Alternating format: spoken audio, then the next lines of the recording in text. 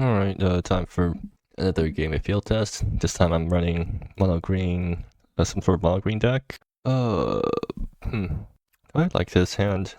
I guess it's fine. I'll keep it, even though it has like probably a bit too much overlap. But yeah, it's a mono green, bottom of library deck. Okay, I guess I already skipped it. I'm testing out the two Minamotos, which both care about bottom library stuff.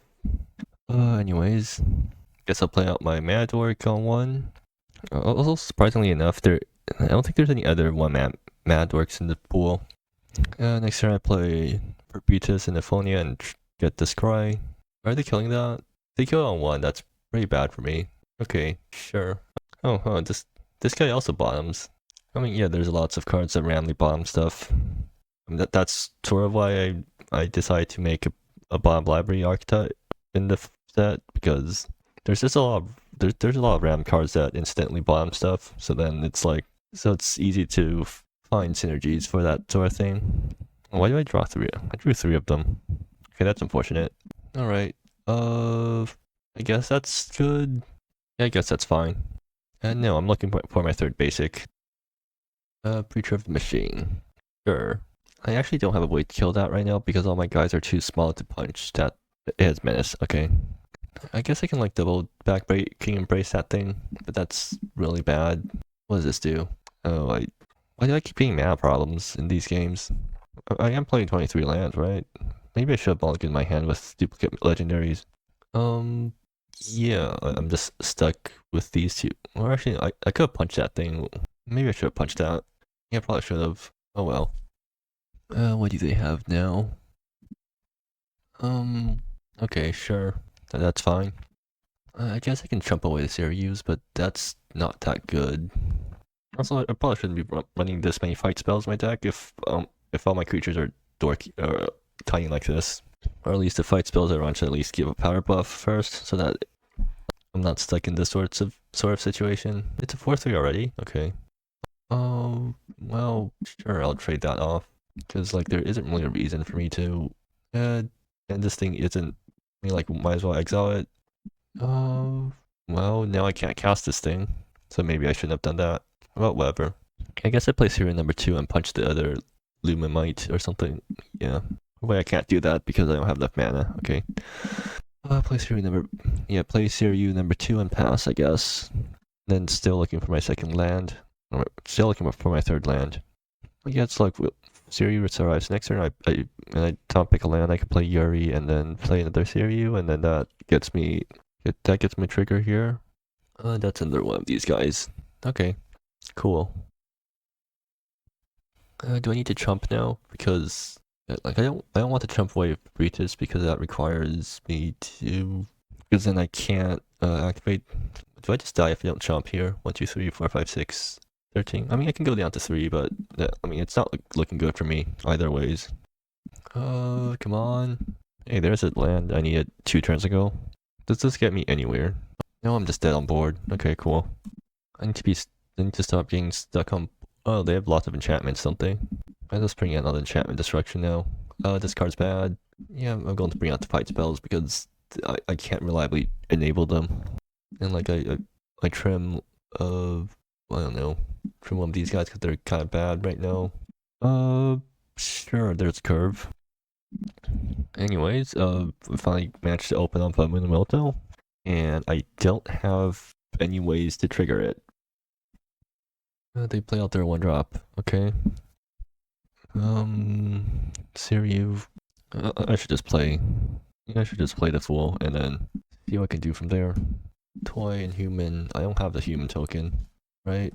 Yeah, close enough. I guess just loops it into another copy of self or something. Next turn I can place here you off the full mana, and that actually gives it haste, which means I guess I cursive asceticism afterwards or something. Non-creature, non-bait. Oh, it doesn't hit their artifact creatures. I guess I'll just have to naturalize other artifact creatures instead. I mean, it still works out for me. How much do I care about my guys right now? Yeah, I don't really care that much about taking damage right now. Forest, okay. Actually, there's no point in. If I place here, you untapped. I have access to 4 mana this turn, which lets me play Oh, that lets me play curse +4, right? No. Yes, it does, right? Yes, it does. Okay. Yeah, now, like, yeah, you know what? Sure, let's just blow up their, no, I should, no, let's just blow up their thing. I'm pretty far ahead on board now. I need to draw into my, I do need to draw into my creatures though, or else I'm just going to waste mana from the second one. Vibrant Concourse, okay. When this enters, sure. Oh, when does deal 1 damage to any target. I guess they can ping down my board if they really want to. Alright. Sure, I guess. I'll point this at Moonmoto because. Wait, okay, so actually I got Leaf Ponders down, so now once I play this thing, that triggers here, so then sure, let's put all the counters on Moonmoto. Or actually, I can put the counters like, here. And I get to Scry 1, which I bottom, and then Moonmoto triggers, which means I get to put this back on top, and then I get to counter. And I'll fetch during my opponent's turn so I can get another trigger off these guys. And at this point I can just swing with everything, I think. Yeah, because the Fool is protecting this guy. And, oh, they're trading it off. Okay, sure. And once this thing dies, it gets to ping one of my other 1/1s. I mean, that's still fine. Moto's still alive, which is the card I really want to grow a bunch, so, yeah. They have a really big thing, apparently.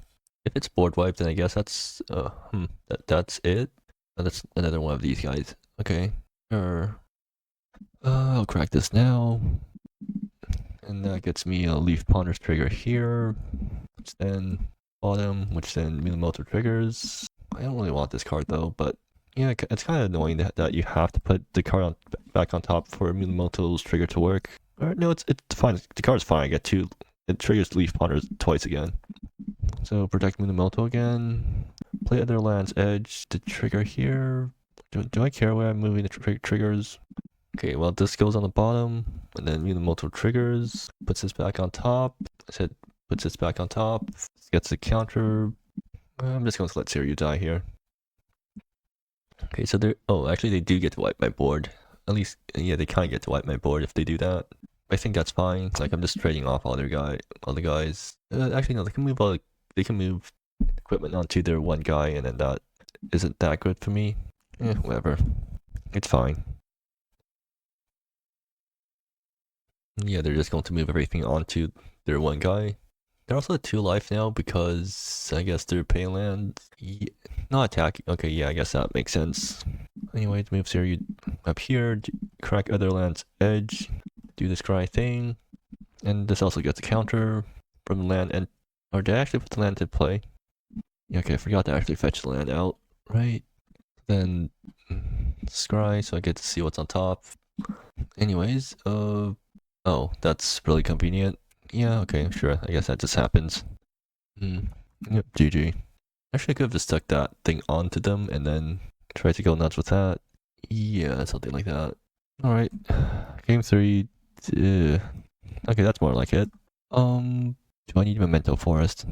What's my curve looking like? Probably Seiryu and then Minamoto. I can curve Minamoto for Britas, but that doesn't actually do a thing I want it to do. Yeah, I'll bomb the Memento Forest. They also have turn 1 Lumen Might again. Well, I mean, at least this time I might actually get Fabius, and if only I can get the sack ability off my curve. Or, I mean, I could just ramp into a big thing. I should just start, yeah, I should always start with my mana dork. I mean, that's kind of scary. It is just a Skull Clamp, right? I don't really have removal to deal with these Skull Clamps. Now I kind of regret playing Mental Force on the bottom, but whatever. I guess I do go for Beatus first, because the other way around doesn't actually do the thing it needs to do. Yeah, I guess I have to do it like this. I mean, I don't love it, but whatever. Big Minamoto. Problem is I have no way to bomb anything right now, so... no, Fabius does let me bomb stuff. Do I want Big Minamoto next turn? What, I can play Small Minamoto, crack Big Minamoto? I guess that's somehow worth it. Like, if I draw this next turn, I go Other Land's Edge, and then maybe... yeah, I guess I'm looking for something better. Yeah, I'm looking for something better. And something better includes lands that, because then I can ramp into my 5-drop, which actually does stuff. Like the 5-drop does find me, also finds me Big Minamoto. What does this do? Okay, sure. How did, well, if it swings, I'm double blocking, right? Because like I really need this thing off the board. Or do I? No, I kind of need. No, I need iPhone in play so that I can get the triggers. Oh, okay, Yuri. That makes things a lot easier for me, right? No, it's kind of annoying because I can't. Well, I can cast Minamoto, which technically does stuff, but it's like kind of iffy. I don't get any value off of that, but it maybe finds me a second land for. Finds me a land for Anointing of Champions. Yeah, I guess that's the best I can hope for. Was there any point in how I sequence this? Not really. I need to crack this in order to do all my plays anyways. So I guess I might as well scry first, although the scry doesn't matter because Minamoto's playing the same thing on top. Or no, it could matter. So that triggers Leaf Ponders. I mean, that card's good, but not what I need right now. I mean, it gets me a Minamoto trigger if I bomb that, which I guess is technically worth it. Okay, yeah, so anyways, Minamoto triggers. So then, play Yuri, play Minamoto number 2. This happens, Leaf Ponder comes into play, this dies. I actually don't have enough ways to get lands anytime soon, so I should have bombed. Well, like I could bomb and then left Minamoto on 1 counter. I mean, left Minamoto on 0 counters. Well, I mean, I could also just trade away my board. Although there's just a big chance it goes super wrong for me if I do that. Well, it's menace. I mean, if they can't kill me, I think I just don't block any of this. Because I still need all these guys around to get the triggers off. Or I mean, I can just activate this and then that. Does fetching Big Minamoto even do anything for me right now? It doesn't. Like, what I really need now is... Yeah... It's only swinging for 6. Like, I could take 6, I go down to 5, and then all these guys become lethal. But at least now I kind of need to trade these guys off. And then I have to hope for good top decks. Can this tap stuff? This creature can't block this turn. I guess, like, maybe I top deck removal or something like that. Do I need to sack this? If I sack it, I can get Big Minamoto, which doesn't actually do anything for me. Yeah, okay, I won't sack it. I mean, this isn't... Oh, this actually lets me block that thing now.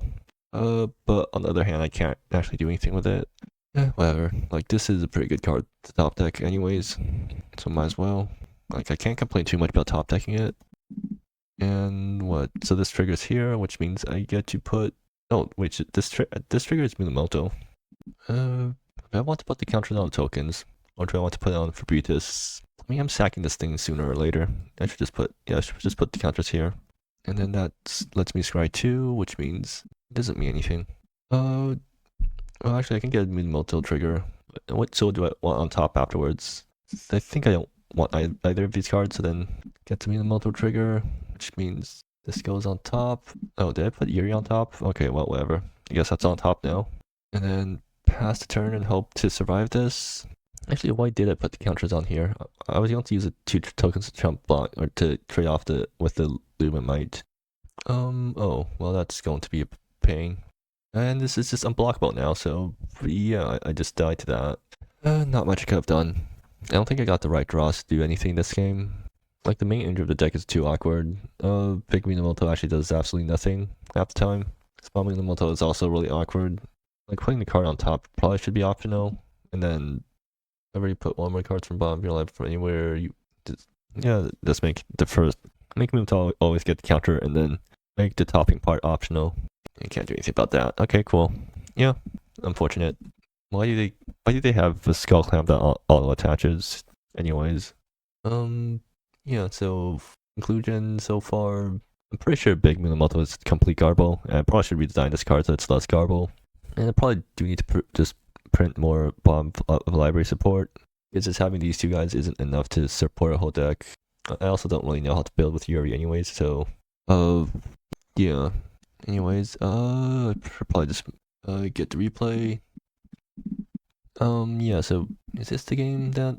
Yeah, so like, why do we have skull clamps that auto attach? Actually, counting skull clamp as 1 mana to move around. This is 2 mana to move around. Like, it's slightly less efficient.